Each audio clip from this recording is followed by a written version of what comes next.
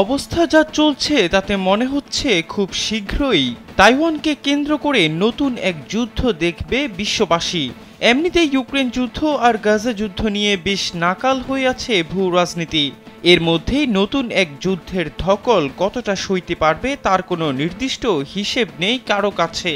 কিন্তু এত কিছুর পরও সর্বোচ্চ সতর্ক অবস্থায় রয়েছেন প্রেসিডেন্ট শি জিনপিং।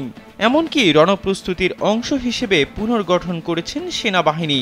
তবে কি যুক্তরাষ্ট্রকে টেক্কা দিতে পারবে চীন, এমন প্রশ্নই সবার মুখে মুখে। কাতার ভিত্তিক সংবাদ মাধ্যম আল জাজিরার এক প্রতিবেদনে বলা হয়, সাম্প্রতিক মাসগুলোতে চীনের সামরিক উত্তাপ বেশ ভালোভাবেই টের পাচ্ছে তাইওয়ান। সেলফিন অ্যাপে দেশ বিদেশের যে কোনো জায়গা থেকে অ্যাকাউন্ট খুলতে পারবেন কোনো ঝামেলা ছাড়াই। সেলফিন, আগামীর ব্যাংকিং। গেল মাসে স্বশাসিত দ্বীপটিতে সরকার গঠনের পর সর্বোচ্চ যুদ্ধ সক্ষমতা দেখাতে শুরু করেছে চীনা সামরিক বাহিনী। এমনকি তাইওয়ান ঘিরে সামরিক মহড়াও চালিয়েছে বেইজিং। ওই মহড়ার পর চীনের একজন সামরিক মুখপাত্র জানান, তাইওয়ানের নিয়ন্ত্রণ নিতে তাদের সামরিক বাহিনী পুরোপুরি প্রস্তুত ও সতর্ক রয়েছে। মে মাসে চীনের নতুন বিমানবাহী রণতরী সাংহাই থেকে সমুদ্রে পরীক্ষামূলক যাত্রা শুরু করেছে। এতে যুক্তরাষ্ট্রের পর নৌবাহিনীতে সবচেয়ে বেশি বিমানবাহী রণতরীর দেশের তালিকায় নাম লিখিয়েছে চীন।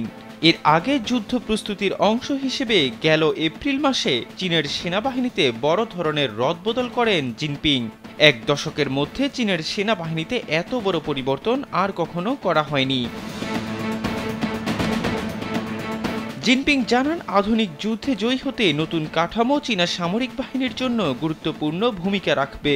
বিশ্লেষকরা মনে করেন, আধুনিক যুদ্ধক্ষেত্রে বেইজিং এখন যুক্তরাষ্ট্রের সমকক্ষ হতে চায়, তাই তারা সেনাবাহিনী পুনর্গঠন করেছে। এরই মধ্যে দক্ষিণ চীন সাগর, পূর্ব চীন সাগর ও তাইওয়ান প্রণালী ঘিরে ওয়াশিংটন ও বেইজিং মুখোমুখি অবস্থানে রয়েছে। বেইজিংয়ের প্রতি অভিযোগ করে ওয়াশিংটন বলছে, আগ্রাসী আচরণ করে আঞ্চলিক শান্তি নষ্ট করছে জিনপিং প্রশাসন।